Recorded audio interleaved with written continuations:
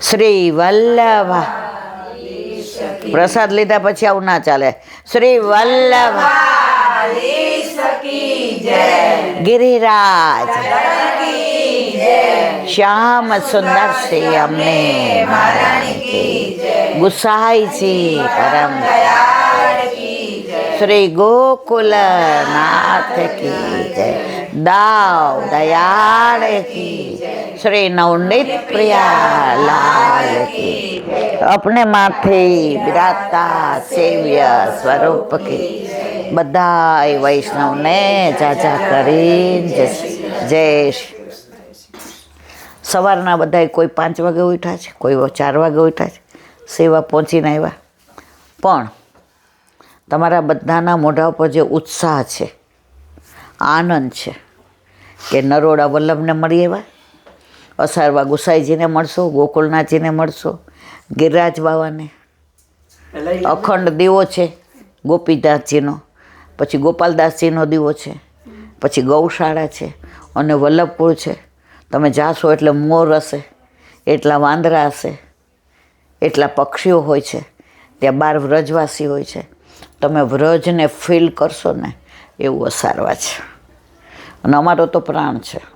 અઠવાડિયે અમે આખું ઘર સવારે 8 થી 9 અસારવા જોઈએ. તો મારે જે કહેવું ત્યાં જ કે તમારે બધાનો મુખારવિંદનો ઉત્સાહ છે ને એ બતાવે છે કે તમે પુષ્ટિ માર્ગીય વૈષ્ણવ છો. આમાં કોઈ વાઘોડિયાથી આવ્યું, કોઈ બરોડાથી આવ્યું, બરાબર. હવે લૌકિકમાં તમે જાનમાં ગયા હો ને એટલે જમો એટલે આગા પાછા થાવ કે હુવાની જગ્યા છે. સાચું કયો મારવાલા? હવે અહીંયા તમને કોઈને એવું થયું? મને દાદા ઈશારો કર્યો કે ઉપર છે આપણે 2-3 બેડરૂમ. મેં કીધું આમાં કોઈ ન હુવે. બધાને શું હવે બધા શું લેવા આવ્યા છો? મારી પાસે કશું જ નથી, બરાબર. મારું કાંઈ સામર્થ્ય નથી હું તમને આપી શકું, પણ મારા વલ્લભે વાણીનું દાન આપ્યું છે કે બીજું કાંઈ ન આવડે તો કાંઈ નહીં. અને ખરેખર મને બીજું કાંઈ આવડતું નથી. મને એક હું અને મારો વલ્લભ જ્વાર્યો. હું અહીંયા બેસું ને ત્યારે મને ખબર ન હોય મારે શું બોલવાનું. પછી હું કહું જે આબરૂ જશે તારી જશે, ભોઠું પડીશ તો તું પડીશ. બધાય મને ઓળખે તારા દ્વારા, મારા દ્વારા તને કોઈ નથી ઓળખતું. તો તારા દ્વારા ઓળખે તો તારે જોવાનું. તો વલ્લભનું એકાદું ગાવ મારવાલા. મારા વલ્લભના ઉપરણાનો લાગ્યો રૂડો રંગ, મારા વલ્લભના ઉપરણાનો લાગ્યો રૂડો રંગ, લાગ્યો રૂડો રંગ, મને ગમે તમારો સંગ, લાગ્યો રૂડો રંગ, મને ગમે તમારો સંગ, મારા વલ્લભના ઉપરણાનો લાગ્યો મનડો રંગમાં. ઘરની દરથી જગતી જાગી, ચારે કોરની રખવા લાગી. ઘરની ધરતી જગની જાગી, ચારે કોર ધખવા લાગી. વાટડી જોતા બાવરી બની, વાટડી જોતા બાવરી બની, ચાલી વૃંદાવન, મારા વલ્લભના ઉપર નો લાગ્યો રૂડો રંગ, મારા વલ્લભના ઉપર લાગ્યો રૂડો રંગ. ઘરમાં મને ઘડી ન ગમે, ચિતડું ચોર્યું શ્યામ તમે.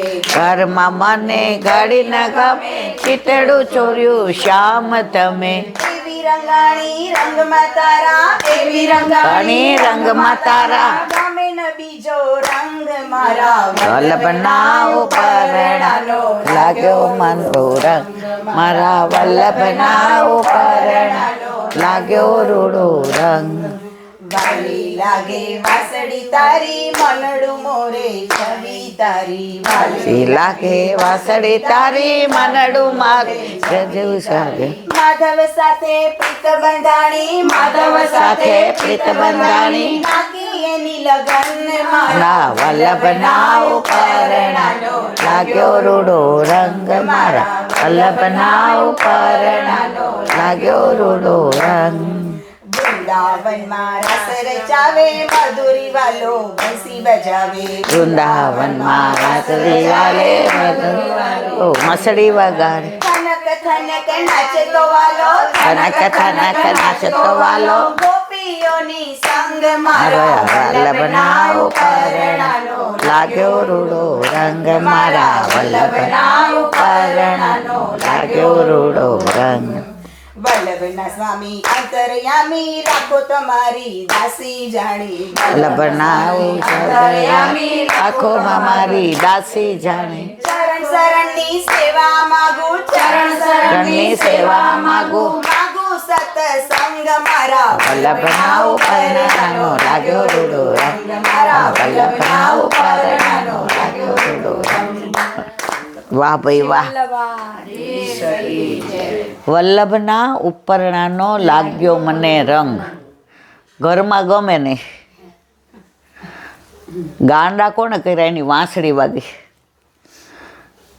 જ્યારે આપણે ઠાકોરજીને વેણું ધરાવીએ શ્રૃંગાર પછી તો ભગવદીઓ પાસેથી એવું સાંભળ્યું છે કે રોજ એટલું તો કહીએ કે આજે તારી વાંસળી ના સંભળાવી તું તો સંભળાવે છે તું તો વેણું વગાડે છે પણ અમારા કાન છે ને એ લૌકિક છે એટલે અમને લૌકિક બધું સંભળાય છે પણ અલૌકિક કાંઈ સંભળાતું તો પાછા કહીએ ખરા આજે કાંઈ વાંધો નહીં ન સંભળાયું કાલે તો સંભળાવજે એટલે ભગવદીઓ શું કહે કે એવો વેણુનાદ કર કે અમને બધું લૌકિક સાંભળવાનું ભૂલી જઈએ અને તારો વેણુનાદ બોલીએ ખરા પણ જેવા કોક બોલે ઘરમાં એટલે આપણે કહીએ શું કહેતા હતા શું કામ આપણું ચિત્ત હજી ઠાકોરજીમાં નથી ઠાકોરજીની સેવામાં હાથ પવિત્ર કરતા હોઈએ તો લૌકિક સંભળાય પણ લૌકિકમાં વાતો કરતા હોય તો ઠાકોરજીનું વેણુનાદ સંભળાય છે ઠાકોરજી કાંઈ કહે છે આપણે ફીલ કરીએ છીએ ના આપણે ફક્ત ક્રિયા કરીએ છીએ પણ ક્રિયા વલ્લભને પસંદ છે કેમ એક છોકરો હતો એના પપ્પા ગુજરી ગયા તો એ 15 વર્ષનો હતો 10માં હતો એટલે એની મમ્મીએ કીધું કે ભાઈ હું તને ભણાવી નહીં શકું કારણ કે તારા પપ્પા એવી જ નોકરી કરતા હતા કે પેન્શન ના આવે તો કે મારે છેલ્લું વર્ષ છે મમ્મી પછી હું નોકરી કરું ને તને મદદ કે ના પણ મારી પાસે તારી ફીના પૈસા નથી તારી ચોપડાના પૈસા નથી જો સામે શેઠની દુકાન હતી એટલે છોકરાએ શેઠને જઈને પૂછ્યું મંગા કાકા હું એક વિનંતી કરવા આવ્યો છું કે શું એ કે હું 12:30 સ્કૂલે આવું ને હું 1 થી રાતના 9 સુધી તમારી દુકાન ચાલુ હોય ને તો હું બેસીશ ને તમે જે ટાયો ટોપો કહેશો બધું કરીશ પણ મને ફી ભરવાના ચોપડાના પૈસા તમે આપશો એ કે હા આપીશ એ કે અને મારી બા કામ કરે છે ને તો રવિવારે હું આપીશ તો તમે એક્સ્ટ્રા પૈસા આપો ને તો મારી માને હું થોડી મદદરૂપ થઈ શકું એમ કે સારું હવે પહેલે દિવસે ગયો તો એને કામ શું કરવાનું જેટલા ટ્રક આવે ને એટલા ગણવાના ટ્રકનો નંબર લખવાનો ડ્રાઈવરનો નંબર લખવાનો ડ્રાઈવરનો ફોન નંબર લખવાનો અને એ શું લઈ આવ્યા એ લખવાનો હવે પહેલે દિવસે સાંજ સુધી એક ટ્રક ન આવ્યો એ દિવસે રવિવાર હતો જેને એક્સ્ટ્રા પૈસા મળવાના હતા એટલે 9 વાગે એણે કીધું મંગા કાકા આજનું આપો ને તો અમારો રોટલો આમાં ચૂલો ઠંડો છે તો રોટલો થાય એ કે એક ટ્રક ન આવ્યો તો આજે તને એ કંઈ પૈસો ન મળે તો એનો ભાઈબંધ બેઠો હતો કોનો શેઠનો એ કે મંગા મારે તને એક વાત કરવી પડે હોય એ કે જો ટ્રક નો આવ્યો ને એ સવાલ તારો છે આ છોકરો તો બિચારો 8 કલાક બેસી રહ્યો તો તારે અડધા આપવા પડે તો આપણે ભલે ઠાકોરજીની સેવામાં ચિત્ત નથી પરોવતા ક્રિયા કરીએ છીએ બેઠા રહીએ છીએ તો ઠાકોરજી કે અડધું તો મળશે જ પણ ક્યારે આખું કરી દેશે એ નહીં ખબર પડે હવે બીજે દિવસે ડબલ ટ્રક આવ્યા એટલે આ છોકરાએ ન કીધું કે ડબલ ટ્રક આવ્યા મેં આટલી બધી મજૂરી કરી તો તમે મને આપો ને વધુ પૈસા પણ એનો ભાઈબંધ રોજ એની યાર ભજીયા ખાવા આવે ગરમ ગરમ અને સાંજે ગરમ ગરમ ગાંઠિયા ખાય. બે ભાઈબંધને એવી પાકી ભાઈબંધી ગોઠડી. એટલે પછી ઓલા એ કીધું મંગા કાકા આજનો તો કે આ ડબલ દેજો. એ કે કાલ અડધા દીધા હતા ને, આ ડબલ આવ્યું ને. તો આપણા જીવનમાં પણ પ્રભુ સાધન કરતાં કરતાં ક્યારે ફળ આપી દેશે ને ખબર નથી. કારણ આપણે છીએ કોના? વલ્લભનો. આપણો હાથ કોને દીધો છે? ગોવર્ધનનાથજીના હાથમાં. આપણી ઓળખાણ કોની છે? આપણે ક્યાંય ઇન્ટરવ્યૂ દેવા ગયા હોય ને તો એ મોટી ઓળખાણ હોય ને તો કાકા સેજ ફોન કરી દેજો ને.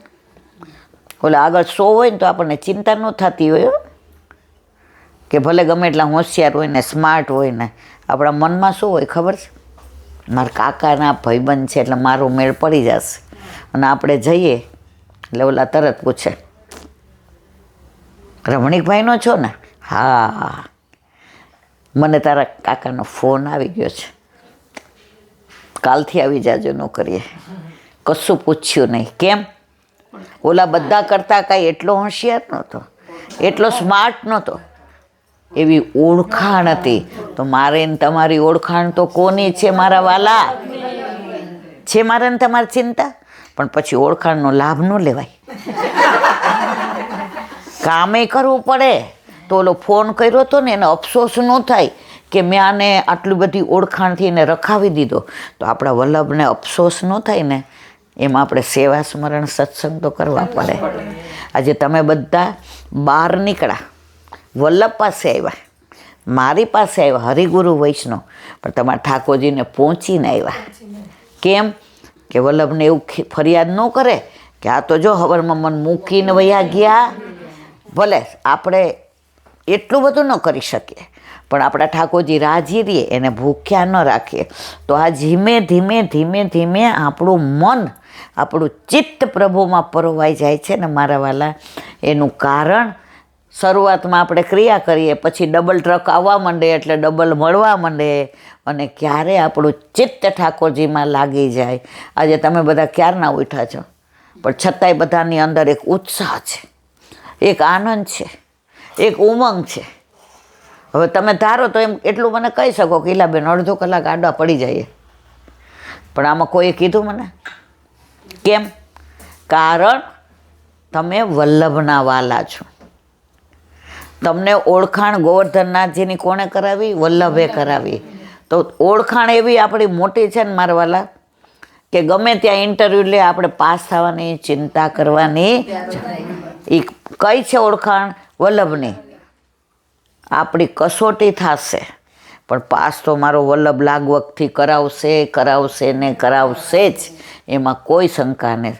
પેલા ગોકુળનાથજીના વચનામૃત છે, હમણાં તમે છેલ્લું ગાયણું કે સત્સંગનું, બરાબર? તો સત્સંગના અનુસંધાનની આ વાત. ગોકુળનાથજી આવી રીતે સત્સંગ કરતા હતા. બધા વૈષ્ણવો આરામથી ને બેઠા હતા. ત્યાં એક એવા ભગવદીય વૈષ્ણવ આવ્યા.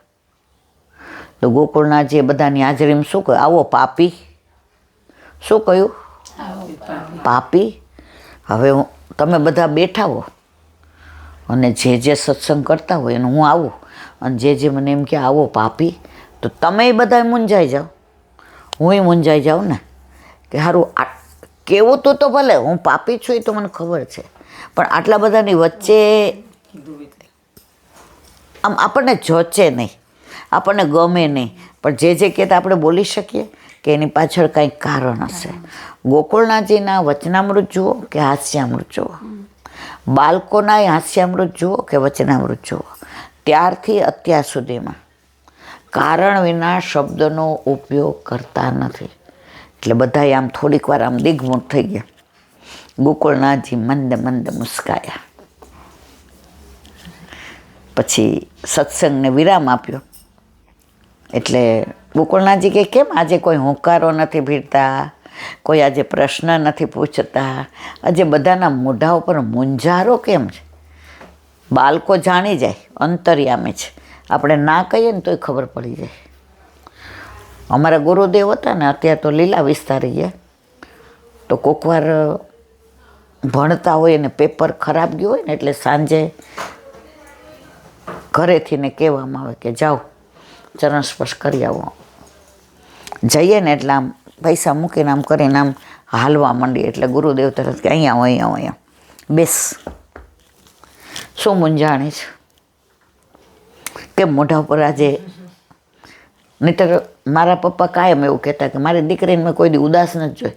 તમે બધા જોજો, ગમે એવી તબિયત હશે, ગમે હું સત્સંગમાં મારે જે કહેવું હોય કહું, હસતી હોઉં, મને પછી પાછી રડું, આમની પાસે સખત દુખાવો થાય, પણ સત્સંગમાં હું ભૂલી જાઉં છું. તો ગુરુદેવ પૂછે, અંતર્યામી છે, આપણું મોઢું જોઈને સમજી જાય કે સમથિંગ ઇઝ રોંગ. પછી હું કહું જે આજે મારે એસએસસીમાં એવું થયું હતું, મારા મમ્મી ટાઈમમાં હતા